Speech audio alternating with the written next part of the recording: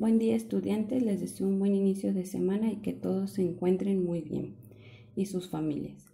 En esta semana del 11 al 22 de enero veremos la actividad 6 y la actividad 7 con el tema de los indígenas en el México actual. Estamos en el eje de civilizaciones en la secuencia 4. Los aprendizajes esperados son los siguientes: valorar la presencia de elementos de tradición indígena en la cultura nacional, reconocer la ubicación de los pueblos indígenas en el territorio nacional e identificar algunos rasgos de las lenguas indígenas, de las tradiciones religiosas y de la estructura social indígenas. México es una nación multicultural, quiere decir que está compuesta por muchos pueblos y culturas, con maneras propias de entender el mundo, con sus particularidades, costumbres, lenguas y tradiciones.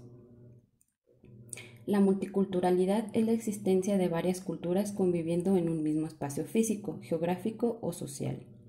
La multiculturalidad abarca todas las diferencias que se enmarcan dentro de la cultura, ya sea religiosa, lingüística, racial, étnica o de género. La multiculturalidad reconoce la diversidad cultural que existe en todos los ámbitos y promueve el derecho a esta diversidad. Aquí podemos ver en el mapa de México los pueblos indígenas de México que hay en la actualidad. Son 62 pueblos indígenas que existen ahora mismo en el 2021 y se encuentran por todo el país. Cada una de estas culturas tienen su religión, sus creencias, sus pensamientos, su forma de practicar la vida cotidiana y sus tradiciones.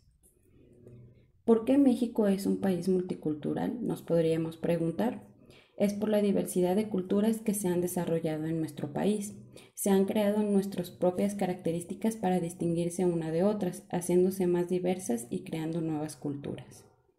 Por lo que cada cultura tiene su propio estilo, es decir, sus propias costumbres, tradiciones, códigos o reglas, que les indica el cómo vestirse, su modo de comportarse, su sistema de creencias. En fin, un mar de características, por así decirlo, que las distinguen entre otras y las hacen únicas. Un pilar de esta riqueza son los pueblos indígenas, que podrían caracterizarse por ser originarios, es decir, que provienen de la población que estaba asentada en América antes de la llegada de los españoles, como los mayas y los aztecas. Estos pueblos comparten algunos aspectos que los emparentan y los distinguen de otros grupos poblacionales del país. Sin embargo, entre los pueblos indígenas hay una enorme pluralidad y diversidad en cuanto a sus lenguas, su cultura e incluso su religión. En la imagen podemos ver algunos grupos indígenas como mayas, otomís, mixtecos, nahuas, tarahumaras, mazahuas, huicholes, lagandones y zapotecas. Estos se encuentran en diferentes partes de México, como los zapotecas en el sur, los mayas en el sur, los huicholes aquí en Jalisco y los nahuas también en la parte centro de México. Estos son algunos de los ejemplos de los grupos indígenas. El principal problema al que se han enfrentado los indígenas de México a lo largo de la historia es que se le ha considerado un grupo social diferente, pues desde la época colonial, que es en la época de la Nueva España, la organización social se fundamentó en la distinción en los indígenas y los no indígenas. Podría llamarse los no indígenas como los que habitamos el resto del país. Son los pueblos indígenas y el resto del país. La población que existimos, que tenemos otra religión, otras costumbres, otras tradiciones y que gobierna todo el país entero. Es esta la razón por la que surgió una contradicción histórica. Con base en ese criterio excluyente, se les concedió a los grupos indígenas determinados derechos, como el de tener una organización social y un gobierno propios. Esto se da ahora en la actualidad en poblaciones como en Chiapas, que hay poblaciones de grupos indígenas donde tienen su propia organización social, sus propios gobiernos y sus propias tradiciones y cultura. Lograda la independencia de México, los grupos indígenas siguieron representando lo diferente, pero con la idea de que los ciudadanos de un Estado-nación debían compartir una sola cultura. Los derechos que con base en su diferencia se les habían otorgado se les negaban.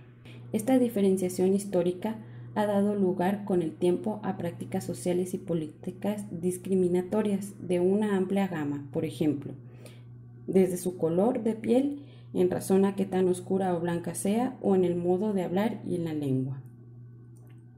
La lengua es un aspecto que tiene consecuencias graves, puesto que en la cotidianidad funge como un obstáculo para el acceso a la justicia, a la educación, a la participación y a los sistemas de salud, entre otros. Que nuestro país sea rico culturalmente no significa que en la cotidianidad haya un verdadero respeto y cuidado de esa riqueza. La lucha contra la discriminación es una responsabilidad de todos los mexicanos y radica en tratar dignamente a todas las personas, sin importar su color de piel, su modo de hablar o sus creencias, y en reconocer y apreciar las diferencias, lo que significa cultivar la tolerancia. Por lo que les voy a decir que es la discriminación. La discriminación es una práctica cotidiana que consiste en dar un trato de desfavorable o de desprecio inmediato a determinada persona o grupo, que a veces no percibimos, pero que en algún momento la hemos causado o recibido. Entonces, hay grupos humanos que son víctimas de la discriminación todos los días por alguna de sus características físicas o su forma de vida. El origen étnico o nacional, el sexo, la edad, la discapacidad, la condición social o económica, la condición de salud, el embarazo, la lengua, la religión, las opiniones, las preferencias sexuales, el estado civil y otras diferencias pueden ser motivo de distinción, exclusión o restricción de derechos. Los efectos de la discriminación en la vida de las personas son negativos y tienen que ver con la pérdida de derechos y la desigualdad para acceder a ellos, lo cual puede orillar al aislamiento, a vivir violencia e incluso en casos extremos a perder la vida. Por lo que nos lleva después de la discriminación a dos términos muy importantes, que es la tolerancia y el respeto. La tolerancia es la virtud de la democracia, el respeto a los demás, la igualdad de todas las creencias y opiniones, la convicción de que nadie tiene la verdad ni la razón absolutas. Son el fundamento de esta apertura y generosidad que supone al ser tolerante. Respeto y tolerancia son términos que van de la mano. Son dos de los valores humanos que se deben priorizar y no se pueden olvidar en ninguna circunstancia. Si se desea vivir en una sociedad tolerante, es fundamental respetar al prójimo y tolerar que piense diferente por mucho que se crea que está equivocado en su pensamiento. Una cosa que hay que recordar como seres humanos que pertenecemos a México es que por más que las comunidades indígenas tengan raíces profundas en estas tierras, no son entes detenidos en el tiempo, sino por el contrario, no han dejado de transformarse y adaptarse en un mundo cambiante en el que también están involucrados.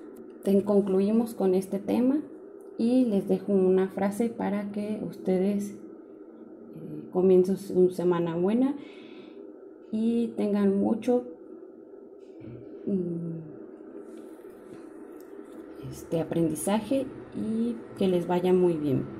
Siempre estoy haciendo lo que no puedo hacer para poder aprender cómo hacerlo. Es una frase de Pablo Picasso y les deseo una buena semana y que con salud y llena de felicidad.